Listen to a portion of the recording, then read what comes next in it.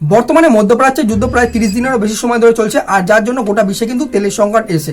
আর এর প্রভাব কিন্তু বাংলাদেশের সাধারণ মানুষের পকেটে এসেও পড়েছে এবং বাংলাদেশের নিত্য প্রয়োজনীয় যেসব জিনিসগুলো রয়েছে সেখানে দাম বৃদ্ধি হয়েছে। কিন্তু এই মত পরিস্থিতিতে দাঁড়িয়ে একটা গুরুত্বপূর্ণ জিনিস তো ঠিকই ছিল যে যেহেতু দাম বাড়ছে তবুও কিন্তু মানুষ জিনিসপত্র কিনতে পারছিল, কিন্তু এই মত পরিস্থিতিতে দাঁড়িয়ে দেখা যাচ্ছে যে এখন জ্বালানির সংকট এসেছে, যেটা হচ্ছে কিন্তু তেল পাচ্ছে না সাধারণ মানুষরা। এবার এই মত পরিস্থিতিতে দাঁড়িয়ে কিন্তু বাংলাদেশ সরকার ঠিক করেছে এবার কিন্তু রাশিয়া থেকে তেল কিনতে চলেছে বাংলাদেশ সরকার।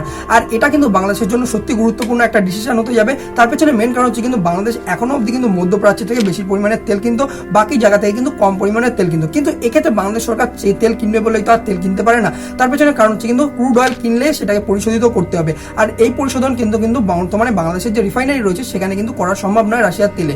এর পেছনে মেন কারণ কি সেগুলো নিয়ে আজকে আমরা বিশ্লেষণ করবো। এবং দ্বিতীয় ক্ষেত্রে হচ্ছে কিন্তু বাংলাদেশ সরকার এক্ষেত্রে তেল কিনে কোথায় রিফাইন করাবে এবং যে ক্ষেত্রে কাকে দেখছে বাংলাদেশ সরকার গুরুত্বপূর্ণ পার্টনার হিসাবে সেগুলো নিয়েও আমরা আজকে বিশ্লেষণ করার চেষ্টা করবো। সবার প্রথম কথা হচ্ছে খবরে এখন বর্তমানে কি চলছে। বাংলাদেশে এখন বর্তমানে দেখা যাচ্ছে যে নিত্য প্রয়োজনীয় জিনিসগুলোর দাম বৃদ্ধি হচ্ছে এবং দ্বিতীয় কথা হচ্ছে কিন্তু তেলের চাহিদাও কিন্তু প্রচুর পরিমাণে বৃদ্ধি হচ্ছে। আর এক্ষেত্রে তারেক রহমান সরকারের কিন্তু কূটনীতি দেখতে পাওয়া যাচ্ছে। বর্তমানে কিন্তু যে মধ্যপ্রাচ্যে যুদ্ধ চলছে এবং সেক্ষেত্রে কিন্তু একটা বাফার দেওয়া হয়েছে যুদ্ধ সমাপ্তির জন্য প্রায় 14 দিনের মতো। আর এক্ষেত্রে কিন্তু যে ট্রাম্প সরকার রয়েছে বা হোয়াইট হাউস রয়েছে তার তরফ থেকে গুরুত্বপূর্ণ স্টেটমেন্ট এসেছে যে সব ইন্টারন্যাশনাল ওয়াটারে যেসব ভাবে দেশগুলো বা বলতে পারে রাশিয়ার তেলের ট্যাঙ্কার হোক বা ইরানের তেলের ট্যাঙ্কার হোক সেগুলো থেকে কিন্তু তেল কিনতে পারবে বাকি সব দেশগুলো। আর এইটাই কিন্তু সুযোগটাকে কাজে লাগাচ্ছে তারেক রহমান। বর্তমানে কিন্তু তারেক রহমান চেষ্টা করছে যে এক্ষেত্রে রাশিয়া থেকে তেল কেনার জন্য, কিন্তু এক্ষেত্রে তেল কিনবে বললেই তো আর কিনতে পারছে না রাশিয়া থেকে তেল। তার পেছনে মেন কারণ হচ্ছে কি রাশিয়ার তেলটা মধ্যপ্রাচ্যের তেলের থেকে একটু ভারী বা ডেন্সিটি বেশি। এক্ষেত্রে যদি আমরা বাংলাদেশের রিফাইনারির কথা বলি, বর্তমানে বাংলাদেশের যে রিফাইনারি রয়েছে চট্টগ্রামে সেখানে কিন্তু মধ্যপ্রাচ্যের তেল রিফাইন হতো। আর মধ্যপ্রাচ্যের তেলের সাথে কিন্তু বর্তমানে কিন্তু রাশিয়ার তেলের পার্থক্য হচ্ছে কি কিন্তু এর ডেন্সিটিতে মেনলি কিন্তু পার্থক্য রয়েছে। এক্ষেত্রে কিন্তু রিফাইনারিতে যখন পার্থক্য রয়েছে অর্থাৎ হচ্ছে কিন্তু তাহলে কিন্তু রাশিয়ার তেল কিন্তু পরিশোধন করা সম্ভব নয়। কিন্তু বর্তমানে কিন্তু তেল তো চাই, অথচ কিন্তু এক্ষেত্রে মধ্যপ্রাচ্যে যেহেতু কিন্তু যুদ্ধ চলছে তাহলে সেক্ষেত্রে কিন্তু মধ্যপ্রাচ্য থেকে তেলের ট্যাঙ্কার আনারা ঠিক বুঝছে না কিন্তু বর্তমানে কিন্তু বাংলাদেশ সরকার। আর এক্ষেত্রে কিন্তু বাকি সব যেসব দেশগুলো রয়েছে সেগুলো কিন্তু হরমুজ ফানেল থেকে তেলের ট্যাঙ্কারগুলোকে বার করে আনতে পারছে না, তাই বাংলাদেশ কিন্তু আউটসোর্সিং করার চেষ্টা করছে। কিন্তু এক্ষেত্রে যেহেতু তাদের কাছে রিফাইনারি নাই তাহলে সেক্ষেত্রে কিন্তু তারা প্রবলেমও ফেস করছে। আর এক্ষেত্রে কিন্তু বাংলাদেশ সরকার মোহাম্মদ ইউনূসের মতো কিন্তু ভুল করছে না, এক্ষেত্রে তারা কিন্তু ভারতবর্ষকে একটা গুরুত্বপূর্ণ পার্টনার হিসেবে দেখছে। আর এক্ষেত্রে কিন্তু মোহাম্মদ ইউনূসের সরকারের মতো তারা কিন্তু দূরে থেকে মানে আর কি সরে যায়নি। সেক্ষেত্রে কিন্তু তারেক রহমান সরকার বা বিএনপি সরকার বর্তমানে কিন্তু গভর্নমেন্ট টু গভর্নমেন্ট অর্থাৎ ভারতবর্ষ সরকারের সাথে কথা বলছে।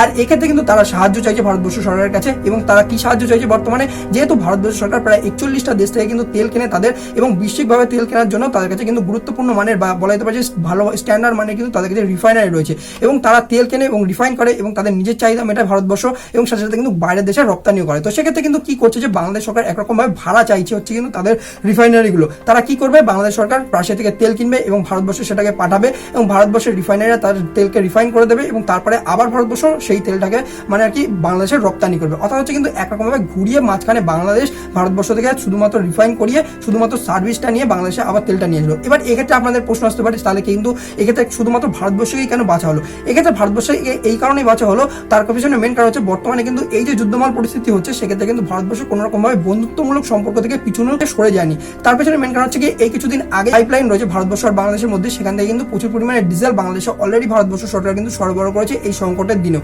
এক্ষেত্রে কিন্তু ভারতবর্ষ সরকারকে এর জন্য বেছে নেওয়া হচ্ছে যেহেতু কিন্তু ভারতবর্ষ আর বাংলাদেশের মধ্যে যে ট্রান্সপোর্টেশনটা রয়েছে সেটা কিন্তু কস্ট বাঁচবে এবং দ্বিতীয় কথা হচ্ছে যে পাইপলাইনটা রয়েছে সেটার মাধ্যমে কিন্তু খুব তাড়াতাড়ি বাংলাদেশের তেল চলে আসবে।